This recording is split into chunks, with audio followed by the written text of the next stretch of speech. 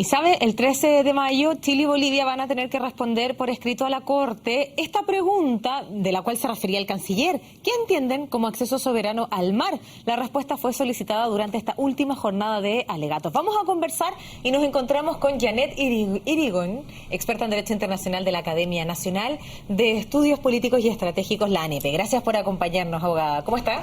Muy bien, buenas tardes. Bueno, ha sido una semana especialmente intensa en lo que ha pasado en la Corte Internacional de Justicia de La Haya, y las sorpresas son las preguntas, la que tenía que responder Bolivia hoy día y las que nos plantearon a nosotros y a Bolivia por parte del juez Oguada. ¿Por qué la pregunta sobre el acceso soberano al mar? Porque el acceso soberano al mar no está en la Convención del Derecho del Mar, no es un concepto que se maneje en el derecho internacional. Por lo tanto, el juez desde Japón no tiene idea lo que nosotros latinoamericanos entendemos por soberanía y esa cosa tan tradicional hispánica que nos viene desde la herencia de las leyes de Indias para adelante. Para ellos la soberanía, y en Europa es otra cosa mucho más relajada. Piensa nomás, ¿qué más soberano que era el franco francés, ¿no es cierto?, el marco alemán, el florín italiano, la peseta española, y pasan todos al euro? O sea, la moneda es algo muy soberano tuyo. Sin embargo, en Europa todos ceden esa parte de la soberanía a una moneda común, cosa que aquí en América Latina sería muy improbable, por decirlo menos, ¿no es cierto? Entonces, el problema de la soberanía, como la entendemos aquí decimonónica, desde el comienzo de la soberanía, no es un concepto que se maneje en el derecho internacional. La soberanía hoy día es un elemento del Estado, ¿no es cierto? No hay Estado sin soberanía, perfecto. Tenemos territorio, población, gobierno, soberanía. Pero eso es para los constitucionalistas del derecho público. Pero para los internacionalistas la soberanía cede a un concepto mucho más moderno y más comprensivo, que es la independencia. Independencia en lo interno para darse el régimen y el sistema de gobierno que uno quiera, y a independencia en lo externo para no depender de ningún otro. Por lo tanto, la soberanía es un concepto que se está trabajando, pero que ya en el derecho internacional cede a la independencia. ¿Cuánto puede afectar para la decisión de los jueces, que son todos de distintos sistemas jurídicos, ¿cierto? Distintas culturas, son todos muy de países muy diversos los jueces que constituyen hoy día el Tribunal Internacional de Justicia en La Haya? ¿Qué tan importante es la respuesta que vaya a entregar Bolivia y Chile a la hora de definir la competencia de la Corte? Es muy importante porque él quiere saber de este acceso soberano al mar, qué es lo que pide. En realidad, la demanda de Bolivia en lo principal es obligación de negociar de buena fe un acceso soberano al Océano Pacífico. Eso es lo que piden estrictamente. Por lo tanto, él quiere saber qué me están pidiendo y si soy competente para definir lo que me están pidiendo.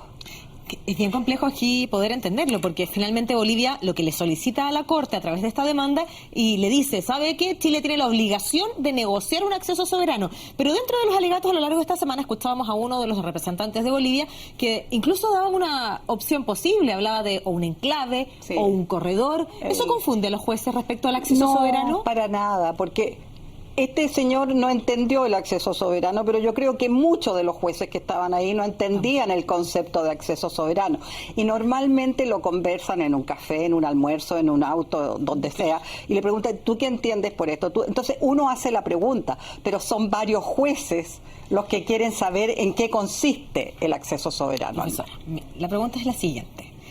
Entendiendo que para nuestro país, de acuerdo, o para nuestra región, lo que usted ha señalado, que el acceso soberano es una cosa muy nuestra y que poco tiene que ver tal vez con culturas alejadas, como la del propio juez que hoy día planteó la pregunta, sería un buen argumento decir, bueno, tal vez no hay soberanía, pero claro que hay acceso al Océano Pacífico porque hay un puerto, hay un corredero, hay un tratado de 1904 que de igual manera le permite a Bolivia realizar su comercio, pero tal vez sin la soberanía desde el entendido cultural que nosotros tenemos versus la que tienen los jueces. Y más que cultural, práctico, porque la soberanía significa ejercicio de poder nacional sobre un territorio, y la soberanía se la delegamos al voto popular, al pueblo, la soberanía popular. Y nosotros somos soberanos porque el pueblo en una democracia elige, ¿no es cierto?, su sistema político y sus autoridades. Por lo tanto, la soberanía y el acceso que tiene hoy día Bolivia, lo que ellos piden, es distinto a lo que tienen en el Tratado de 1904. Y hoy día, reiteradamente, yo creo que todos los abogados que alegaron por Bolivia dijeron: no miramos el Tratado de 1904, es un tema aparte, no queremos tocarlo, porque saben que no tendría competencia la Corte para tocarlo. Y por eso 1950 y 1975 son claves, ¿o no? Y sí, y todos los demás, porque ellos dicen que son antecedentes para este pacto en contraendo que total no pudieron probar ni pudieron demostrar la fecha crítica.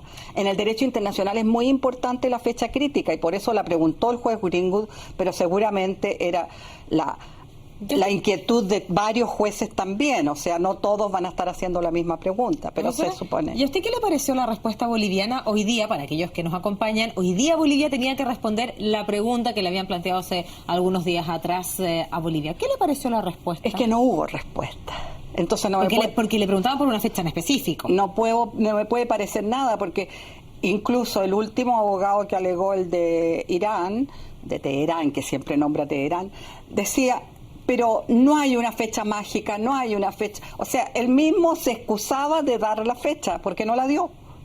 ¿Eso juega en contra para Bolivia?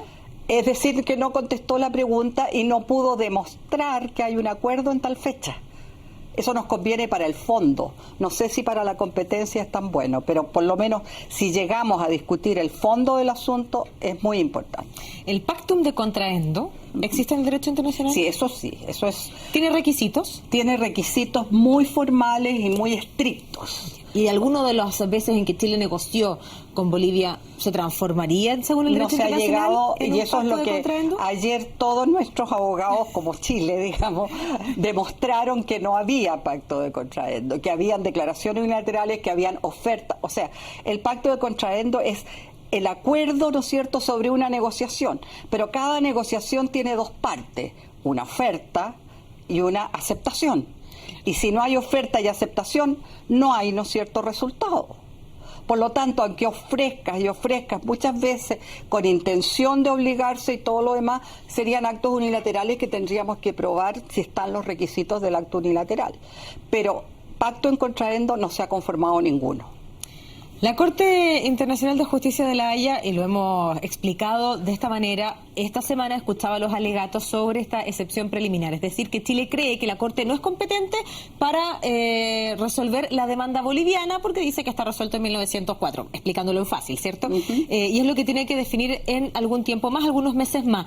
En 3 o 6 meses. ¿Cuál cree usted que es el escenario más posible? ¿Que se declare competente, que no, o que deje su competencia para el final? Yo creo que ha sido tan interesante los alegatos que en el fondo son todos juristas y van a querer conocer cómo sigue el asunto. O sea, es una apuesta, pero parecería que se inclinarían por determinar su propia competencia junto con el fondo. ¿Por qué? Porque en ese momento tendrían que dictar 2 sentencias. La primera sentencia sobre su competencia. Si no es competente, no hay otra sentencia. Pero si se declara competente, viene la segunda sentencia, porque ya conocieron la contramemoria, la réplica, la DUPI, 4 o 5 años, igual como estuvimos con Perú. Cuando estuvimos con Perú, sí, precisamente la solución, o al menos el fallo de la Corte Internacional de Justicia, fue una sorpresa para muchos, ¿cierto? Sí, claro. Y fue salomónico, algo inédito también. No fue salomónico, fue de acuerdo al derecho internacional. Ya, de acuerdo al derecho internacional, muchos decían que era salomónico porque dejaba al menos conforme a todas las partes. Bueno, pero finalmente había una innovación en el... ¿Y pueden venir sorpresas también? Ahora, tiene mucho que ver el acceso soberano al mar con el fallo de Perú-Chile que tuvimos el 27 de enero del año pasado. ¿Por qué? Porque dejó a Arica con su proyección marítima, la soberanía marítima, y hizo, ¿no es cierto?, respetar el paralelo. Lo acortó, en vez de 200 a 80, pero el paralelo se mantuvo, porque si hubiera tirado la equidistancia desde allí, dejaba a Arica sin mar. Claro, por lo tanto nos daba la razón en el paralelo. En el paralelo nos dio toda la razón, lo que pasa es que lo cortó. Claro, y eso fue una tremenda novedad. Sí, pero y además la equidistancia también la respetó porque está en la Convención del Derecho del Mar y parte del punto A, B, C, o sea, de ahí para adelante parte la equidistancia. Y esa fue una línea equidistante, pero no equidistancia, ¿no es cierto?, como fuente del derecho, sino que la equidistancia está en la Convención del Derecho del Mar. O sea, el fallo no fue salomónico, fue jurídico, fue de acuerdo a la Convención del Derecho del Mar. Pero bueno, eso es lo de Perú, vámonos a lo de Bolivia, que vamos es a lo de Bolivia, lo que importa. Bueno, el problema que tenemos ahora... No, pero es que Arica coincide, o sea, hay mucho, digamos, que tiene que ver, y por eso estaban tan preocupados los bolivianos del fallo con Perú. ¿Qué le pareció, y haciendo este análisis de las 4 jornadas de alegato empezó Chile porque finalmente defendía que la Corte era incompetente ante esta demanda boliviana? ¿Y qué le pareció a lo largo de estos días el tono de las declaraciones, las palabras utilizadas, amnesia, contorsionista, y por parte de nuestro país incluso el canciller diciendo, bueno, aquí no hubo una argumentación contundente por parte de Bolivia? ¿Qué le pareció el tono? Que por lo demás para la galería fue entretenido, pero ¿qué le pareció? Pero generalmente dentro de los alegatos orales en la Corte se ocupa la ironía. Sobre todo los británicos son muy sutiles, con una ironía, ¿no es cierto?, muy fina. Y eso es apreciado en la Corte, o sea, no es mal visto. Porque como que distiende el ambiente, los alegatos son 30, 40 minutos de escuchar textos y artículos y cosas jurídicas. Pero se hicieron entretenidos. Entonces, de repente, poner algo así, James Crawford lo usó también con nosotros. O sea, siempre los grandes juristas que están alegando en la Corte ponen una mezcla así, una frase o algo que tenga que ver. Ahora, yo creo que lo de Antonio Remiro Breton fue mucho, porque dijo que los sefaraditas se guardaban, ¿no es cierto?, la llave de la casa, y aquí se va a guardar esto eternamente, entonces seguir y seguir. Yo creo que no fue muy feliz esa comparación. Y el iraní con la novia, ¿no es cierto?, que le va a abrir el velo y todo lo demás, no fueron sutiles, o sea, no fue una ironía fina como estamos acostumbrados. Pero bueno, es lo que hay. ¿Contundente le pareció la defensa de los dos países? Yo creo que Chile, bueno, tengo que decirlo, estuvo mucho mejor y estuvo mucho más... Y lo dice no por su condición de chilena. No, como técnico, ajeno, totalmente, no. Fue mucho más certero porque tenía mejores elementos. O sea, la razón y el derecho estaban de la posición de Chile. Entonces, por eso realmente Bolivia tuvo que hacer malabarismos para inventar cosas donde no hay. Porque ellos no estaban preparados para la competencia, ellos estaban preparados para el fondo. Entonces, la competencia les quedó un poco débil, digamos, en sus argumentos. En la competencia, la carga de la prueba la tiene Chile, pero en el fondo, la carga de la prueba la tiene Bolivia. Sí. ¿Se tocó mucho del fondo en esto? ¿Y era necesario tocar mucho del fondo para poder definir si la Corte es o no competente? Es que era imposible no tocarlo, por lo menos de parte de Chile, porque tenían que decir que el 1904, ¿no es cierto?, el tratado de 1904, tan mencionado hoy día, ayer, los 4 días, solucionó todos los problemas, y ese tratado concede acceso al mar a Bolivia. Entonces, no es que se fueron al fondo, sino que están diciendo, usted no es competente porque Bolivia ya tiene lo que le están pidiendo, ya tiene acceso al mar. Ahora, ellos lo quieren con soberanía, esa es la diferencia. ¿Te fijas? 3 o 6 meses más vamos a tener que esperar para conocer. Sí, porque la además competencia de la Corte. Vienen las vacaciones de agosto. En Europa agosto es como febrero, no pasa nada, digamos. Entonces los jueces también tienen sus semanas de vacaciones. Viene una época, a no ser que se pongan de acuerdo muy rápido y en 2 meses lo tengamos. Nunca hay una certeza. Siempre uno calcula 3, 6 meses según los casos que tienen, según el ritmo y la agilidad con que vean los casos. Gracias por acompañarnos esta tarde, profesora, y explicarnos lo que pasó durante esta semana y esta sorpresa, la pregunta que le han planteado Chile y que tiene que responder prontamente, el 13 de mayo. Muchas gracias. Adiós. Vamos nosotros a una pausa muy breve, ya volvemos aquí a Sala de Noticias.